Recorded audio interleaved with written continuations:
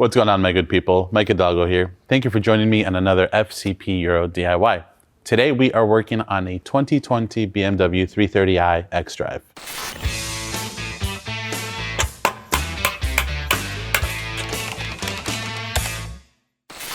Today on the G20 car behind me, we are going to be covering how to replace your front control arms. This will be the same steps for both the all-wheel drive and rear-wheel drive models. One thing to note on the G20 behind me, this is a non-M Sport package car. There is a different part number for those cars with the M Sport package as far as the control arms go. However, we are going to be installing those arms today on this car. So it's going to be a little bit of an upgrade, a little bit of a stiffer bushing on the subframe side of things, which should give us in turn a better feel. This is part of a whole front end refresh that we're going to be doing on this car. So we'll have a DIY on this. We'll have a DIY on end links and tie rods and suspension and all that good stuff, shocks, springs, so be sure to stay tuned for those. One thing I wanted to cover before we get into this, well, these are pretty much the same process as the F30 chassis cars. If you've seen those DIYs or worked on them before, then you'll know what we're talking about. The ball joint ends on these cars no longer, if you will, operate or work the way the older E90, E46, E36, E30 chassis cars did, where you could do a little bit of pressure to keep the ball joint or tapered ends from spinning in the housings. For these, you're gonna have to work with the counterhold because this whole thing spins. So it's gonna have to be counterheld, tightened down, which we'll cover through the removal and install process on the arms. Another thing to note is something that we're seeing on these cars as they start to age a little bit, and that is a lot of galvanic corrosion. You can see this is an old arm that already came out of this car, and it took about 5 minutes of hitting it with an air hammer on full blast, and a quality air hammer at that, to get this arm out of the spindle. Typically these drop the second that we loosen that locking nut and counterhold the ball joint from spinning. They should be free, but as these cars tend to age, water is getting into these areas and it's causing them to completely seize into the spindle. So just be mindful that can happen to you when you're doing this job. This car's been a part of it for other videos, so this, while it was a problem originally, has been loosened up, but this was fully seized on there. So if you're running into trouble dropping the arms, more than likely you have a ton of corrosion. Soak them down as long as you can, and then again, you may need an air hammer. Arms can last you anywhere from 60 to 100,000 miles. It really depends on the kind of driving you do and the kind of roads that your car sees. A good rule of thumb is 80 to 100K, replace them. And in this case, if it's not that they're totally worn, there's a good chance, depending on the type of weather your car sees, that they have started to corrode to the spindle. So good preventative maintenance just to do them around that time. Before we get into it, let's take a look at some of the tools we're going to need for this DIY. All right, for this DIY, we have both a 1/2-inch drive torque wrench and a large ratchet, a 3/8 drive ratchet. We have a 21 mil wrench. I have two of them here. I have both a ratcheting one and a standard one. We'll see which one works a little bit better. We also have an 18 mil wrench. That'll be a counterhold. We have a small extension for the 3/8 drive ratchet. We have an 8 mil socket, a T40, that's gonna be our counterhold for the control arms, a 17 mil hex, that's gonna be for the axle bolt, which we have to remove and replace. 17 for the lug bolts, two 18s, one for the 1/2-inch, one for the 3/8 drive, a 21 mil socket. We have a flathead that we're going to use as kind of a pry bar to help hold the axle bolt from spinning on us when we go to remove it and torque the new one down. I have some torque seal, some electric tools. I have a 1/2-inch impact and a 3/8 drive electric ratchet. Not pictured here, but needed is going to be either a screw jack if you're up in the air, or a free floor jack that you can use later on to set ride height, in which case you may want to consider a tape measure if you want to do some measuring, but we can talk about that once we get to the car. Now with that, let's go ahead and get started. Before we get too carried away, we're going to cover the topic of ride height super quickly. It's super straightforward and simple. This is going to be important when it comes time to tighten down the hardware on the subframe side of things for the control arms. The goal is to tighten down the control arms at the height that they're going to be living at when the car is riding on the ground. If you tighten everything down with the suspension drooping, once the car goes on the ground, those bushings are going to be pressed down against the subframe, and as soon as the car starts to level itself out, it's going to twist the bushings, causing them to tear, giving you a spongy ride and shortening the lifespan of the control arm. So definitely not what you want to do. So you want to tighten them down at where they're going to be living at when the car is on the ground. So the easiest way to do that is to take a tape measure, and just measure the distance between the center of the hub or the center of our rondelle on this BMW. And we'll just say the bottom of the fender. So we have 14 inches from here to here. If you want to be extra sure, you can put some painter's tape, write down 14 inches. And then when you're assembling everything, you have your screw jack or your floor jack. Same thing, go from the center of the axle bolt and just measure from the axle bolt to the fender liner as you're raising everything up, and set it to the same height or distance if possible. If you're already in this video and you've missed this part, it's not the end of the world. Typically what we do here when we're working on the lift is we use our screw jack, load the suspension up with the screw jack, and once we start pulling weight off of the jack pad, we know that we have all the weight on the corner of the car, and we can tighten things down at that height. Same thing if you're working with the floor jack. Jack it up enough to where you're starting to lose some of the weight on the jack stand that you're working with, and tighten it down there. With that, let's go ahead and get started. We're going to be working on the passenger side. We have 5 17mm lug bolts to remove.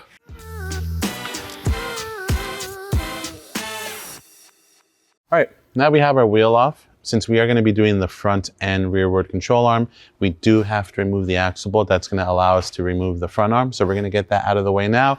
So if we can't get this out, then there's really no point in continuing unless you are just doing the rearward control arm, which I always recommend you do everything in a pair, both sides, whenever doing this kind of work.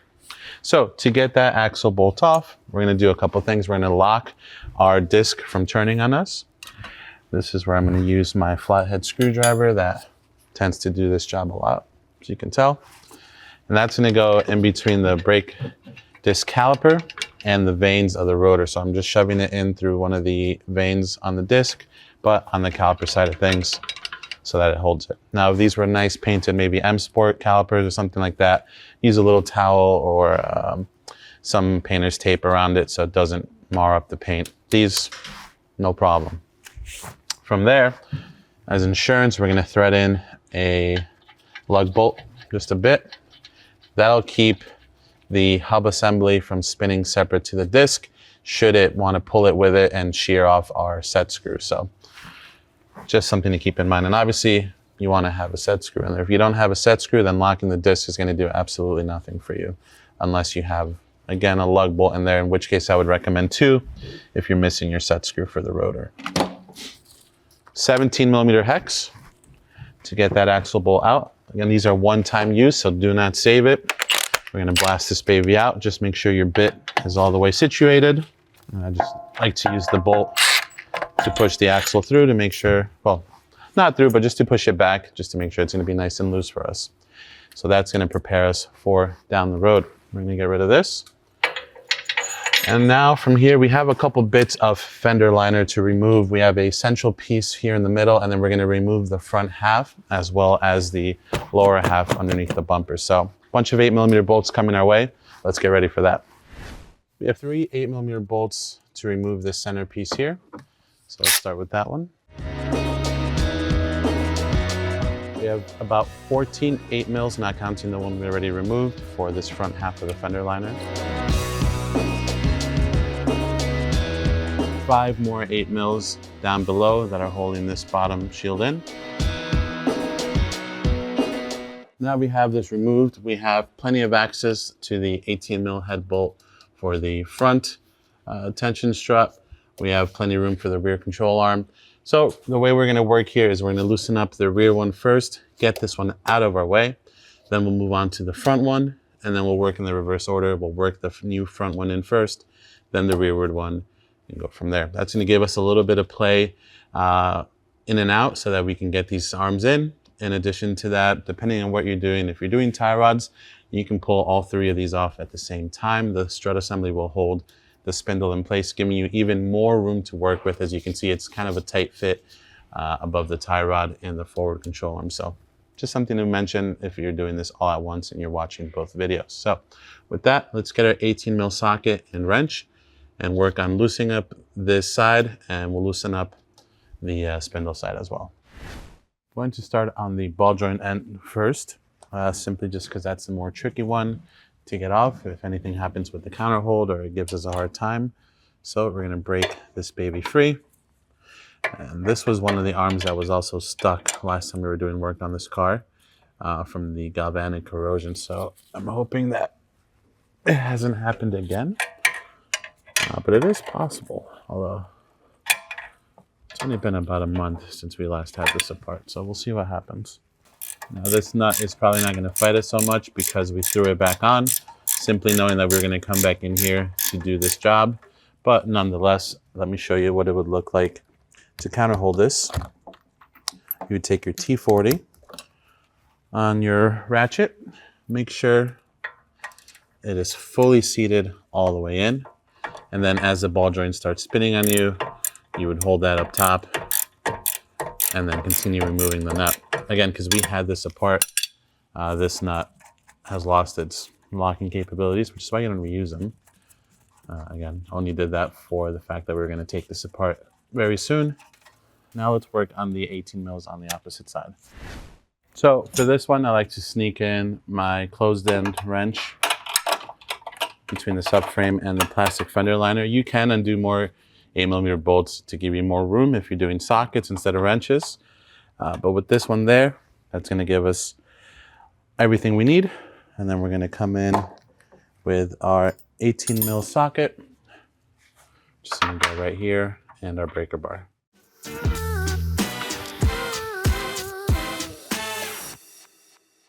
This is a very long bolt, as you can see. And these are torque to yield, so we're not going to be reusing these.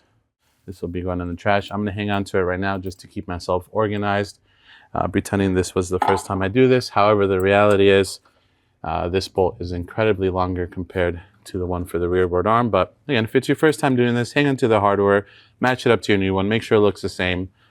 Nothing wrong with doing that.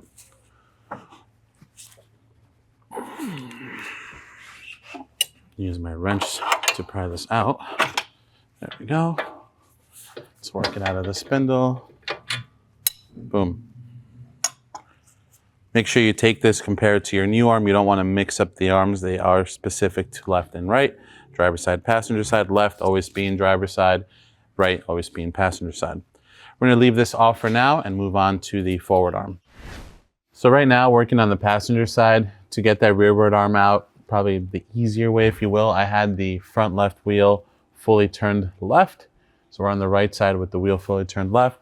Now I'm going to move the wheel fully to the right. Ignore everything I said. I was looking at the wrong thing.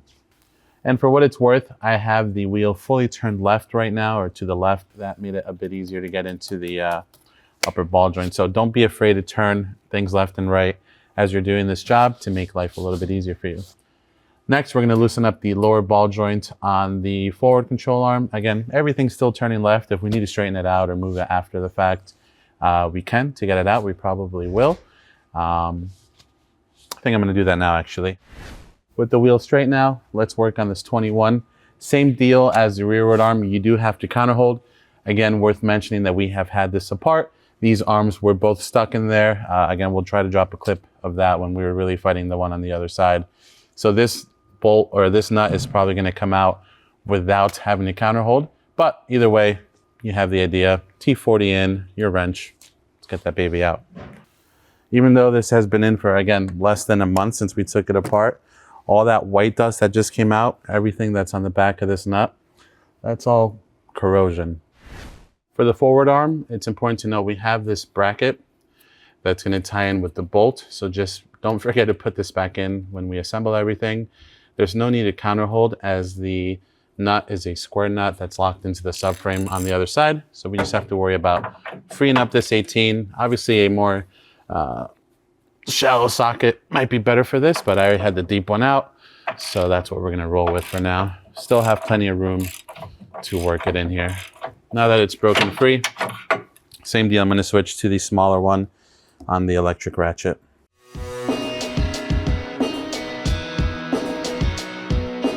So as you can see, this bolt is significantly longer than the rearward arm. So again, no real way to confuse them, but not a bad practice to just stay organized regardless. This will go back in with our new bolt. You can see it's got two little ears that help it butt up against the subframe as some reinforcement, if I had to guess. Nonetheless, let's set that to the side. Now we can free the arm up out of our subframe. All right. So with the axle free, it's going to give us room to move it out of our way, and having the rearward arm out gives us a little bit more play to get that space that we need to work this out. You saw any of that white dust? Let's get a light in here. All of this is galvanic corrosion. You're going to want to clean all this up before getting your new control arms in. Here's a bit more of that buildup here.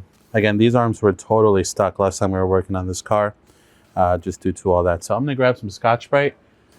So I'm not changing or removing material. Just going to give it a nice cleanup, and then we'll get ready to install our new arm.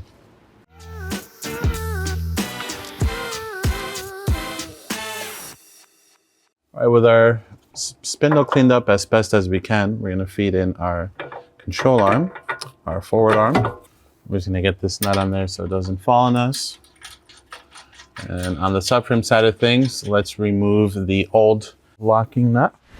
So here on the inboard side of things, here's our old nut. I'm just kind of prying it out to get it started from the front side, or launching it out. You'll see it has kind of like a football shape to the outside of it. That's going to be pointing east and west when we feed it in. So just so you can see what that's going to look like. That's just how the old one came out. So we're feeding the new one the exact same way. All right, now let's get this arm up. We'll get our new bolt and our bracket started. So with this side loose, we can go ahead and just secure the ball joint side of things now. That one does not get affected with ride height or anything, so let's get that one in now. All right, that's good. The center ball joint isn't moving anymore. We'll leave that there. We'll torque both of them down at the same time. So now let's move on to the rearward arm. We're going to feed our rearward arm in. And then on the back side, before we push the bolt all the way through, we're just going to get it barely into the subframe. I'm going to take our 18 mil wrench and the nut. I'm going to feed that in here like so. And just use the wrench to hold the nut and get it started. All right, now I'm going to just snug it up a little bit. Again, we're not tightening it down, just driving it in closer with the electric ratchet. Still nice and loose. We can work with that for now. Now let's get the ball joint in.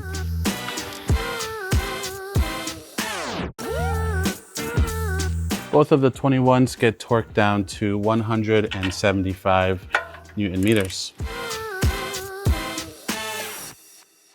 With both ball joints secured, now we have to tighten the subframe side of things at ride height, which we covered at the beginning. So I'm gonna get our screw jack, get that under here. Again, if you're on the ground, a floor jack, raise it up to where we need it to be, and then we'll tighten these down.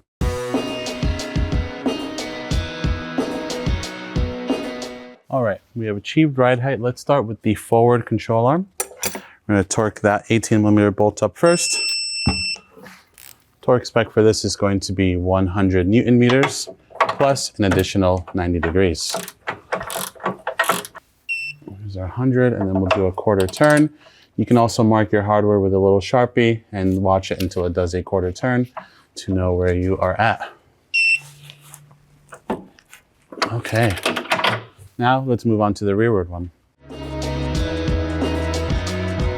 Torque spec for this is going to be 68 Newton meters plus an additional 180 degrees.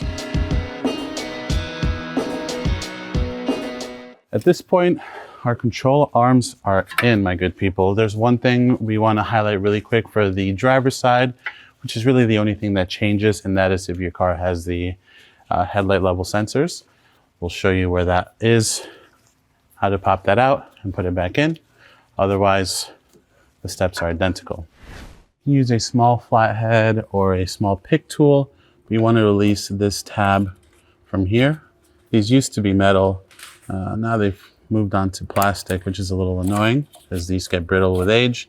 But once you free that up, this can hang out. That's good.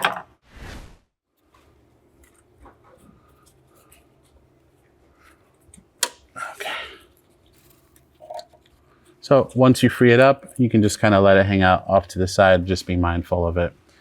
When you're done swapping the arms out, come back in, line it up as best as you can, feed that clip in, make sure it's all the way in, and you are good to go there. Our axle on the back side now, our goal is to get it lined up to the back side of the hub. Right now there's no bolt or anything in it, and you just want to make sure that the teeth on the hub assembly engage with the teeth on the axle assembly. So if you haven't done this before and you want to see maybe a better look, you can watch the hub video, but the hub replacement, but otherwise it's pretty standard. Right now all I'm doing is pushing it up against the hub and I'm spinning everything, which is one showing me that it's engaged and it's not skipping. So the other thing you can do is look down the center of the hole here. As long as that bolt hole is centered, then you know you're safe to go. We're gonna get our new axle bolt started in by hand. And then on the lowest setting, I'm just gonna snug it up with the 17 mil hex. Okay, that's good there. Now we're gonna come back to the back. On the back side, we want to make sure that the spacing between the axle and the spindle remains the same. So basically looking at this gap here, while we spin everything around, you don't want it to be wobbling for any reason. This is nice and even all the way around, which means our axle is seated correctly. So we'll lock in our screwdriver once more and get this baby torqued up. Flathead screwdriver is going to go back in, back into the vane. We still have our lug bolt in there. Now we're going to take our 17 mil hex and swap it onto the torque wrench. Torque spec for this is 210 Newton meters. Plus an additional 90 degrees. At this point, all we have left is our fender liners and our under bit of skid plate here. So since we're up in the air already, let's start with the lower piece here and then work our way back up around the wheel well.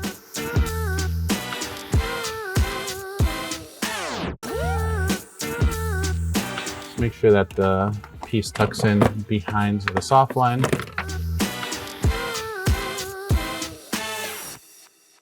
All right, at this point, everything is back together. Our axle bolt is situated, control arms, subframe side of things is good, ball joint side of things is good. We covered the headlight level sensor on the driver's side. Fender liners are back in. Now we just have to throw our wheel back on. We'll snug the 17 mils in a crisscross pattern to make sure that the wheel is flush against the hub. We'll drop the car down, torque those in the same crisscross pattern to 140 Newton meters. And that is going to conclude this DIY for today, my good people. Overall, a really straightforward job on these cars, whether it's all-wheel drive or rear-wheel drive. Again, the all-wheel drive only requiring the removal of the axle bolt, which luckily is a pretty easy job. It's a little bit nicer having them just kind of meet up on the backside versus having to draw out a spline shaft through the hub assembly. If you like this video, please be sure to give it a thumbs up. If you have any questions or comments on what we did today, leave those in the comment section below. And if you like this DIY and you'd like to see more like them, please consider subscribing. We make new ones all the time. As always, thank you for watching. I'll catch you on the next one.